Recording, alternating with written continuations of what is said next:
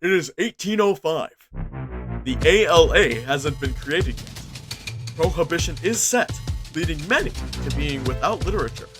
This has caused public outcry and is a massive problem. But deep down, into the darkness, people still manage to get their hands on some books. And the question on everybody's mind is, why would anyone ban Flowers for Algernon?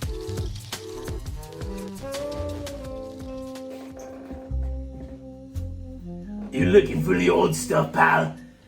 Just something to make me feel again. Something with character development. You a cop? No, I swear. I'm just a desperate man who hasn't held a book in 6 months. I tried reading a cereal box, but it doesn't hit the same. I think I've got just the thing for you, slugger. What could that be, sir? I've got the good stuff. Miss Kobayashi's Dragon Maid, versions 1 through 3. To Catch a Killer, The Deal, and my personal favorite, Icebreakers. All these choices are good and all, but I'm looking for something a little deeper. Something that most places won't have. I think I've got just the thing for you, slugger. What could that be, sir?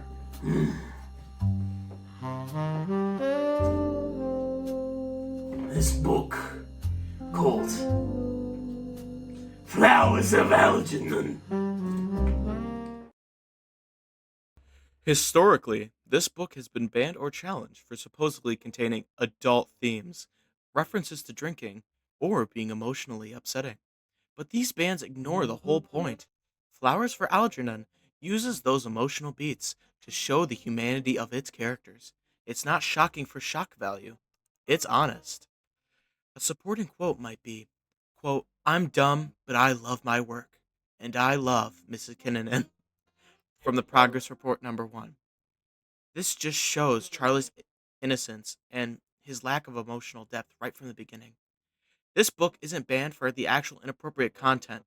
It's banned because it forces readers to confront uncomfortable truths about how society labels people.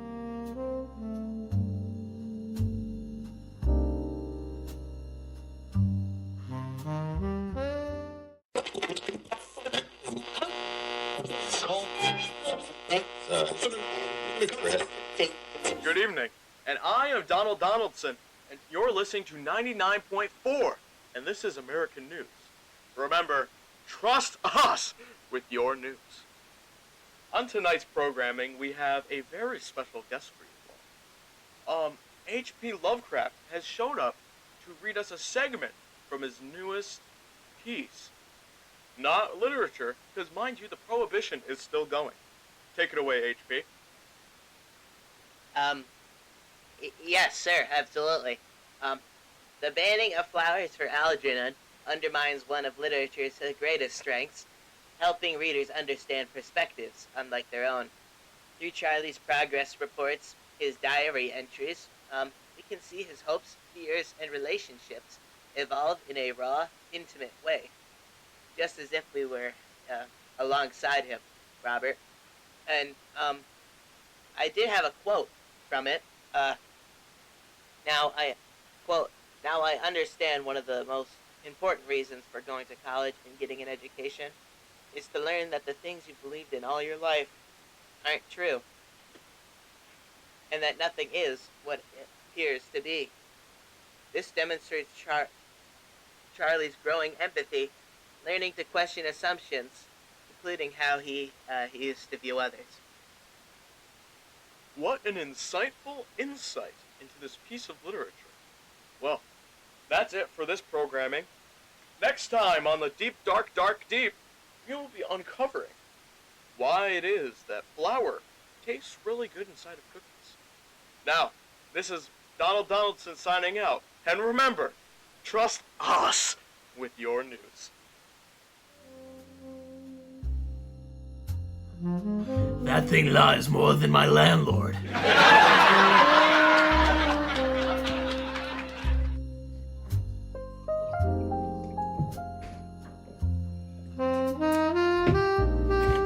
Some argue the book is offensive because it discusses intellectual disability and medical experimentation, but the novel's entire message is against mistreatment. It criticizes exploitation, not endorses it. It gives Charlie a voice, something people with disabilities were rarely offered in literature in this time. Banning the book does the opposite. It silences that voice. Why do you think this book is banned? Honestly,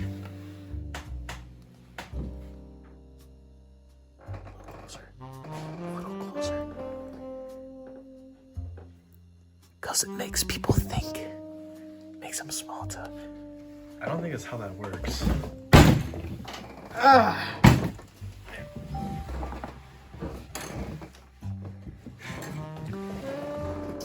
Look around you.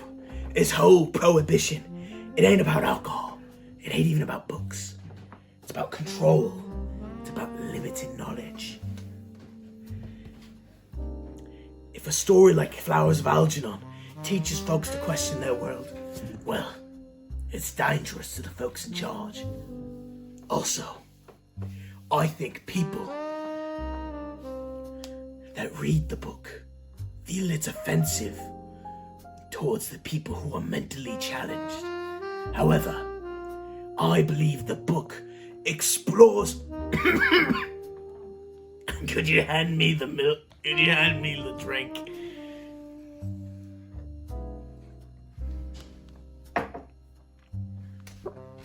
I believe it explores it in quite a fine fashion, and people with mental disabilities shouldn't be offended, or the people who know people who have mental disabilities shouldn't be offended, because I believe that this book explores those topics very maturely and well. Look, kid, some folks say the book's too sad, too heavy. They say readers can handle a story that asks them to care about people society usually ignores. But isn't that exactly what literature is for? You're preaching to the choir. I once got arrested just for owning a thesaurus. I don't know if I could take that, sir. There's many reasons why it's banned. I don't think I can just read that. Like what? Well, there's a lot of mature content in the book, and even though I'm much older, what if it isn't to the younger audience? That wouldn't sound good. I can see you're smart. We all can.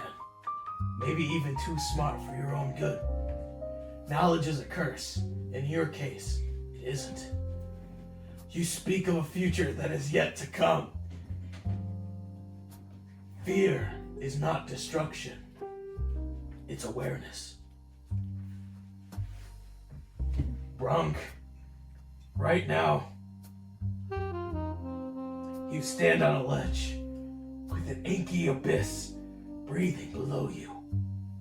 It would be easy to fall, to give into it. The absence of knowledge. But just behind you, beyond a shimmer of clouds you're convinced you can't reach, is the light, just waiting for you to open up the book and take the first page. Are you sure about that? Yes. Here, if the authorities question you, you can just say it's a cookbook.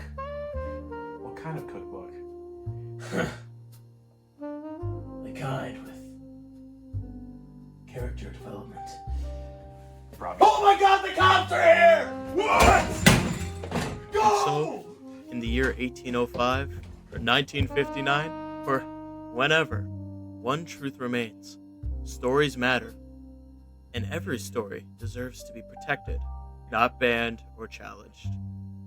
A very famous author, Andre Dubus, said, quote, "A story can always break into pieces while it sits inside a book on a shelf, and decades after we have read it, even 20 times, it can just open up by cut or caress to a new truth."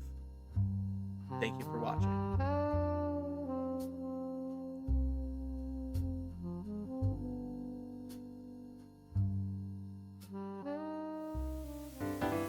Broadcasting live on 92.5. This is Creep, covered by Masterful Cooper Harris. When you were here before, couldn't look you in the eye. You're just like an angel. Your skin makes me cry. You flow like a feather in a beautiful world. I wish I was special. You're so freaking special. But I'm a creep. I'm a weirdo.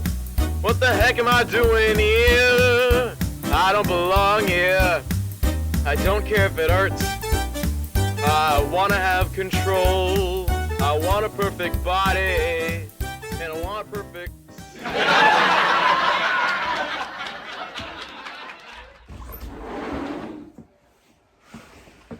Oh, why are you so wet? I wonder. I wonder.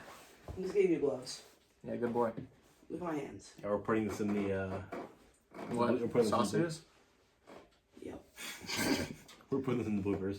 Yeah, that's why I'm What does that recording. Hey man, you're gonna be in my I was class asking if you were done recording, and you said, "Yo." Hey man, you're gonna be in my class project. I'm putting that in, by the way. Go for it. Alright. Tell him that's my special little brother. Why would you said it yourself? Yeah, you just said it yourself. Oh.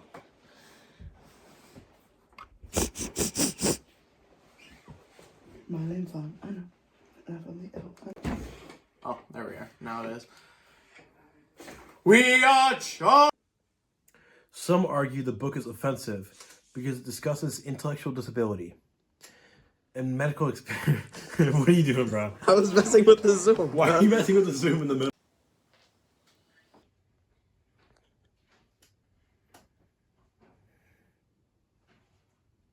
You gonna go? You have to start.